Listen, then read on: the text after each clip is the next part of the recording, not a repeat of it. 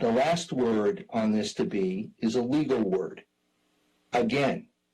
And so I'm going to ask counsel, Mr. Shahdanian, to again explain the law, both the state and our law here in town, so that everybody is clear on what did not happen.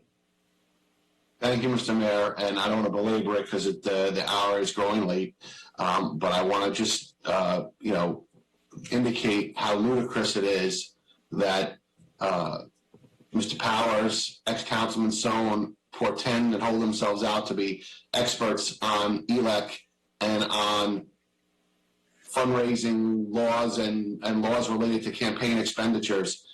This is a serious endeavor, being involved in it, something I've been involved in for more than 20 years. I've had election cases, I've had ELEC cases, I've handled matters before ELEC. This is absolutely outrageous when people come to meetings and make accusations that have no basis in law and no basis in fact, and that's what we continue to hear. And in addition to having ex-Councilman Sohn's background constantly flashing, it was incredibly distracting and inappropriate as well. But to the substance of the issue, what is being mistaken is that the fact that this entity, the Nishuane Group, signed a document indicating that they would serve as the alternate planner for the town, but they never signed a contract.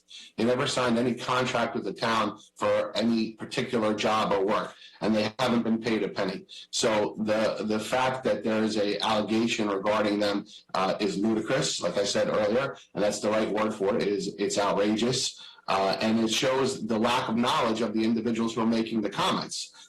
Because under the ELEC regulations, there is something called the equal attribution rule, and it does pertain to the amount of money that you're allowed to contribute to a single candidate. But in this particular case, when there is a joint candidate committee, when there are 3 candidates, the corollary to that, and what they teach you when you go to law school, and had Dr. Powers or had ex-Councilman Sohn ever gone to law school, they would have learned that. They teach them a concept called in pari materia, which means that you have to read statutes together. You can't read them individually. And there's a separate section of the ELEC statute that indicates that you have a $300 contribution limit. But if there's a $300 contribution limit and you're allowed to have 3 candidates together in one entity called a joint candidate committee, that means that all 3 of them can receive $300. Otherwise, they wouldn't have created it. I mean, it would make no sense. It's illogical, and as such is their argument. So to the point that Dr. Hoffman made, which I think was a very good point, if somebody has a complaint, make the complaint, file the complaint. I'm comfortable based on my review that there hasn't been a violation of the township's pay-to-play regulations or policies, and that everything that was done was above board.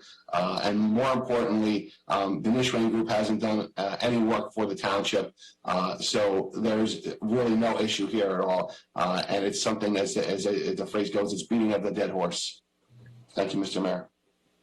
Thank you, John. I feel it's very important to have people hear the truth as the last word.